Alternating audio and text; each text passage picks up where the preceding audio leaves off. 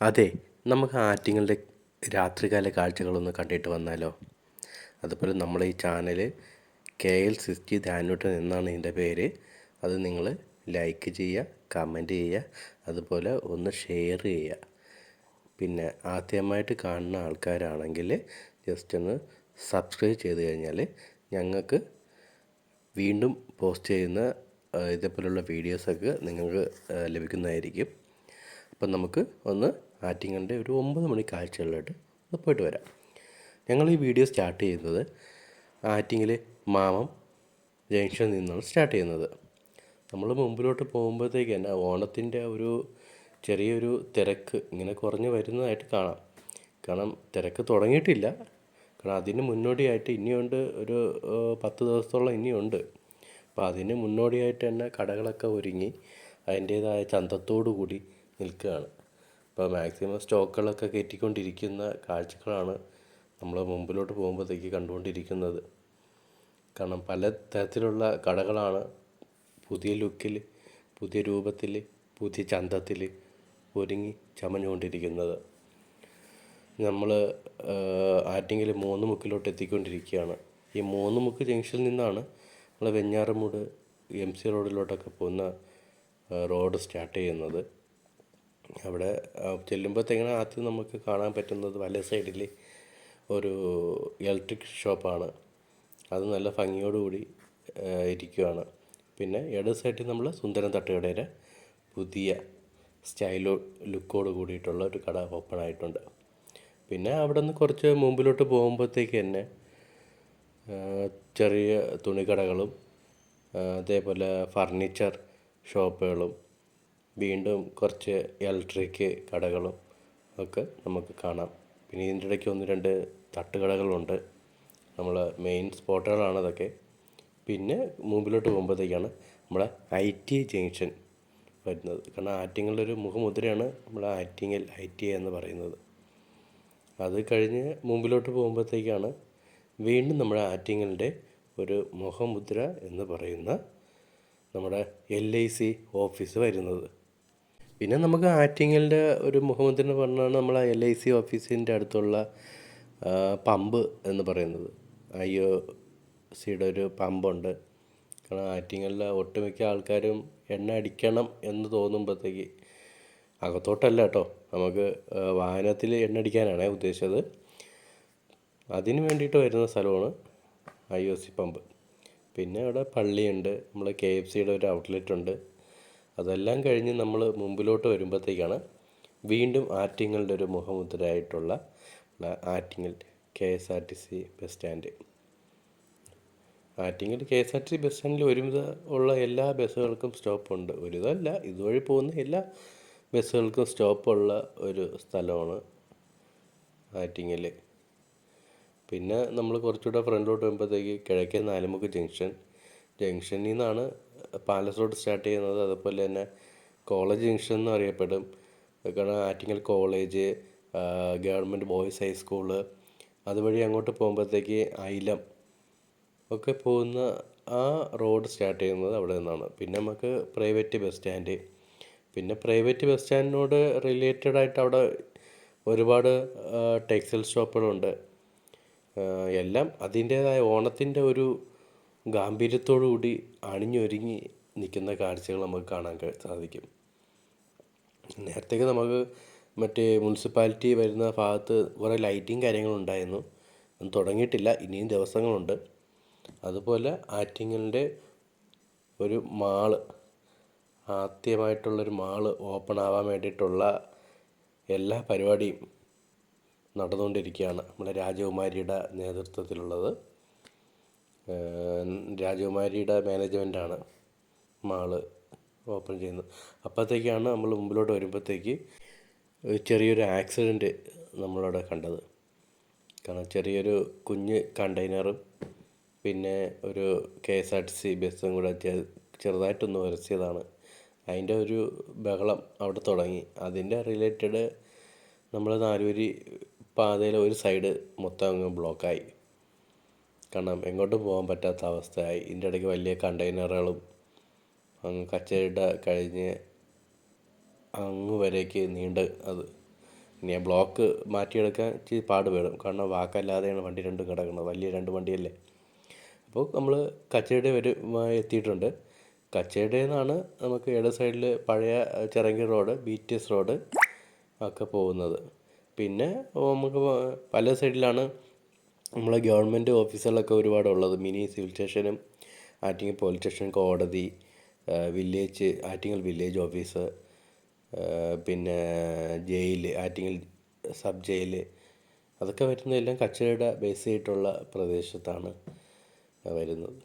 പിന്നെ അതുപോലെ തന്നെ ആറ്റിങ്ങൽ എടുത്ത് പറയാനുള്ള കച്ചേരി ജംഗ്ഷനിൽ ഇപ്പോൾ നമ്മൾ വന്നു കഴിഞ്ഞാൽ പെട്ടെന്ന് നമുക്ക് അട്രാക്റ്റ് ചെയ്യുന്നൊരു ഇതാണ് മൈജിയുടെ ഷോറൂം. പെട്ടെന്ന് നമ്മളവിടെ ചെല്ലുമ്പോഴത്തേക്ക് തന്നെ പെട്ടെന്ന് നമ്മളെ കണ്ണിൽ ഉടക്കുന്ന ഒരു സ്ഥലമാണ് മൈജിയുടെ ഒരു ബ്രാൻഡ് ചെയ്തിട്ടുള്ള ഒരു ബോർഡും കാര്യങ്ങളൊക്കെ. പിന്നെ കുറച്ചുകൂടെ ഫ്രണ്ടിലോട്ട് പോകുമ്പോഴത്തേക്ക് തന്നെ ഹൈപ്പർ മാർക്കറ്റും പിന്നെ തുണികടകളും ഒക്കെ നല്ല രീതിയിൽ അണിഞ്ഞൊരുങ്ങി ഓണത്തിന് വരവേറ്റ് നിൽക്കുന്ന ഒരു കാഴ്ച നമുക്ക് കാണാൻ സാധിക്കും. പിന്നെ നമുക്ക് അങ്ങോട്ട് നമുക്കൊരു 3 കിലോമീറ്റർ ദൂരമാണ് നമുക്ക് സഞ്ചരിക്കാനുള്ളത്.